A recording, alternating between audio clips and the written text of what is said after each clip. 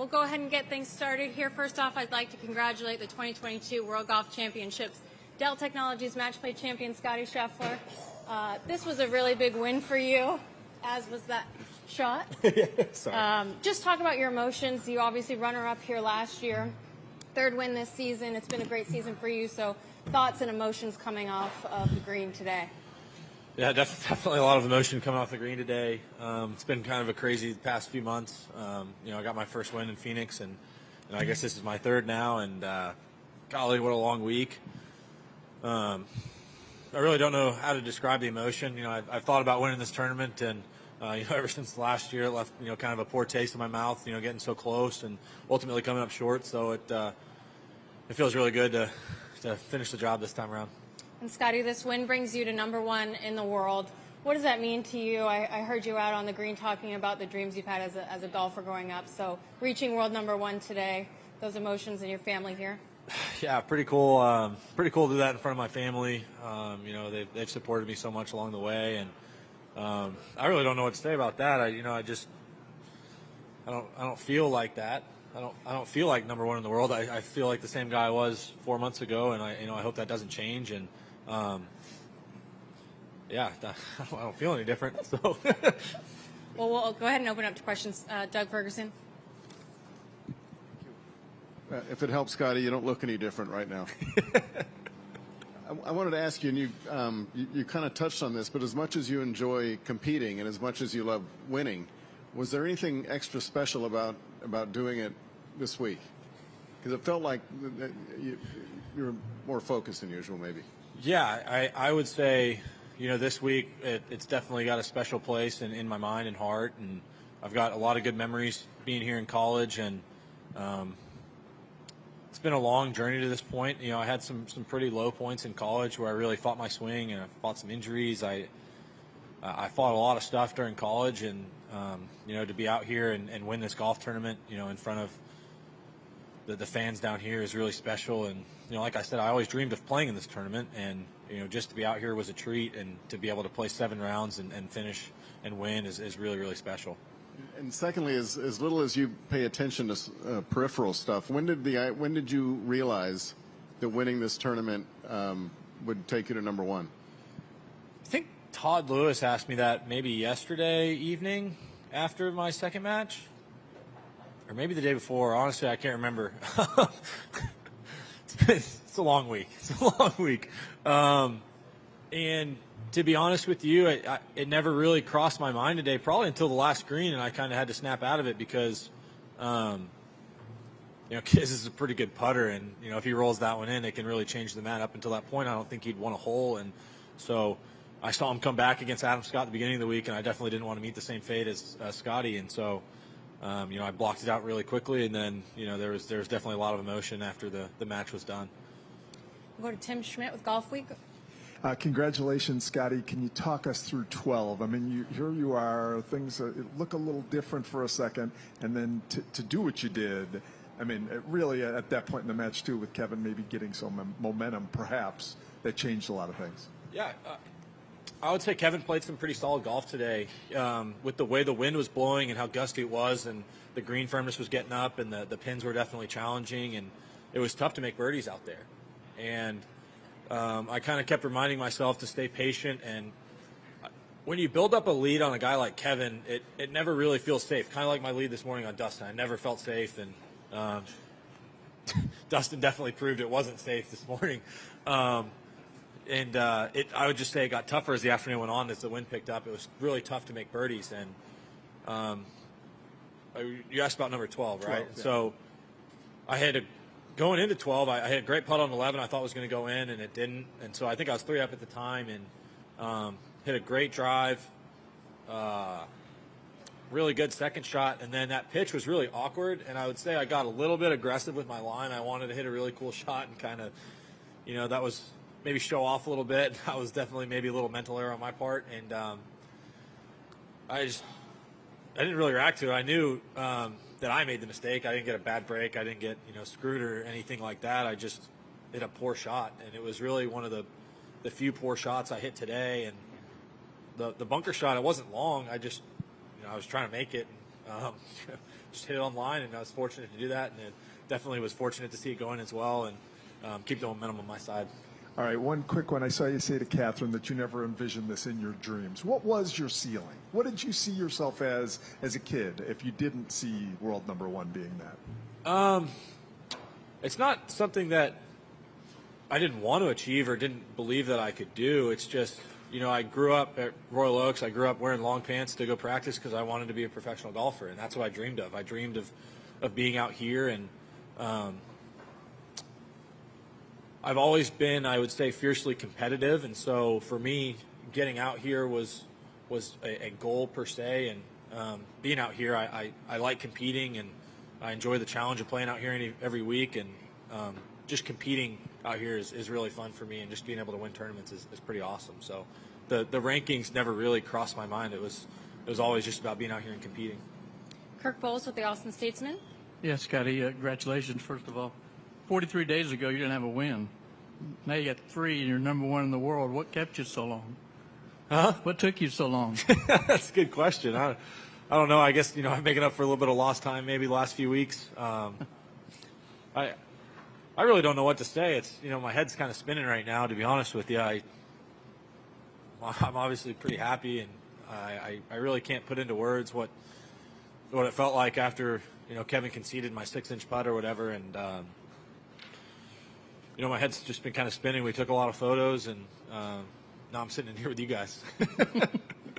The expectations are just going to take off now for you. You think you've competed in majors and had a bunch of top 10 finishes. You think you're ready to win a major? Maybe y'all's expectations of me. I don't place too many expectations on myself. Like I said, I just like being out here and competing, and so I'm fortunate to have the opportunity to do that, and I look forward to doing it as long as I can. Yeah. And is there one thing about your game, boy, to play this well all the time or a lot of time? What do you want to work on to? Not that you have any weaknesses, but is there one phase that you would really like to improve?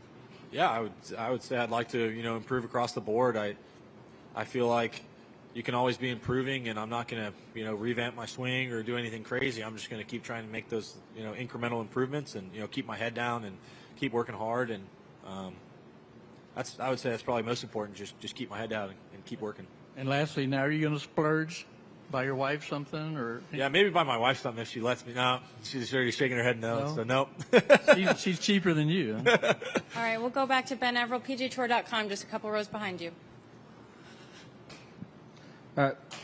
Just first, Scotty, how many feet was that shot that you just made with the water bottle?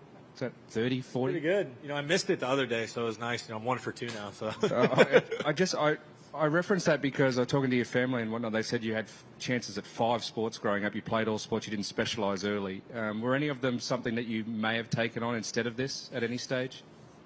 Yeah, I mean, I have a lot of different passions, and sports is definitely one of them. I love table tennis. I played basketball all the way through high school, and I think that was important for me growing up. I never considered myself to be a golfer or anything. I worked hard in school. My parents encouraged me to do that, and encouraged me to spread it around a little bit and not focus too much on one thing. And so I had a great childhood. I was fortunate to be able to play all those different sports and have some fun with it.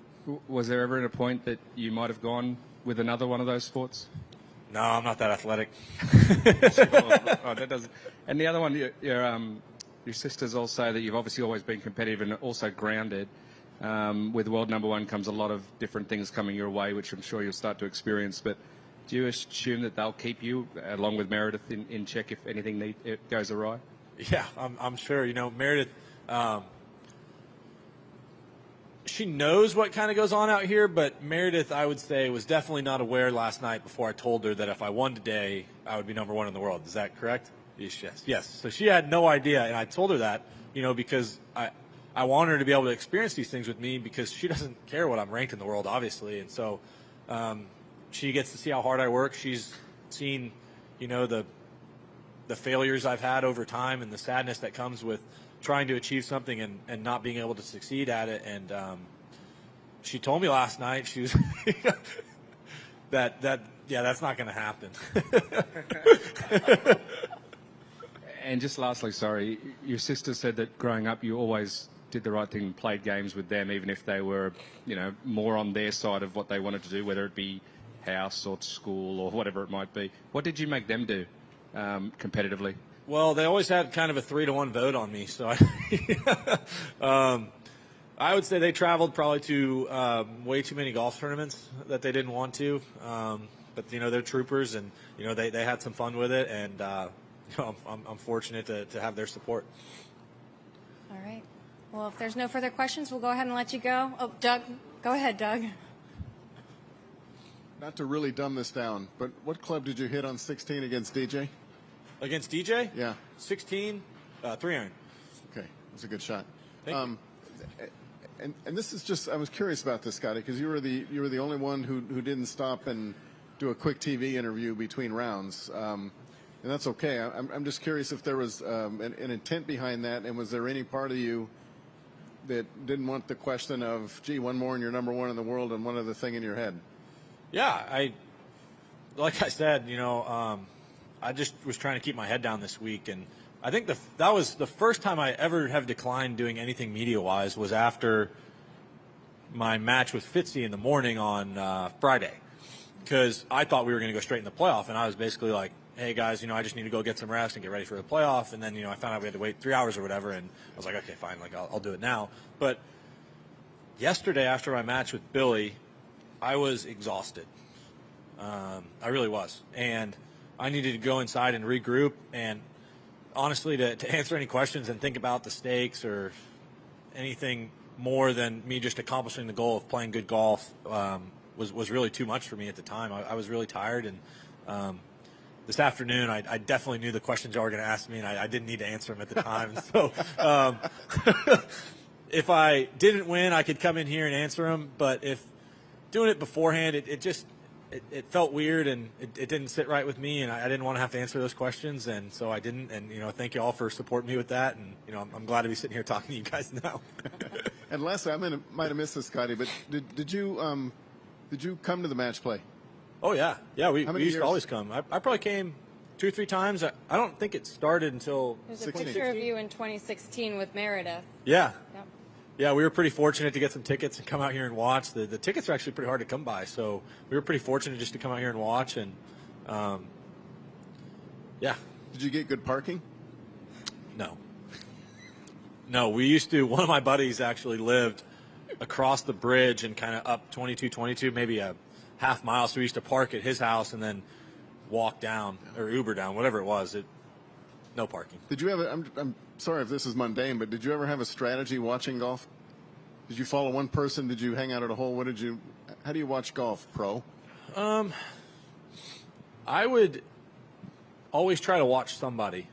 So, like, I remember watching Rory hit balls in the range, and I remember hearing the noise that his club head hitting the ball made and being, like, kind of taken back, like, wow, that was hit really, really solid.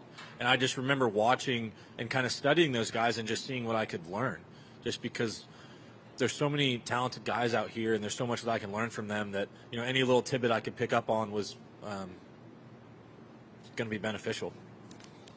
All right. Well, thank you so much, everyone. Thank you, Scottie. Congratulations. All right. Thanks.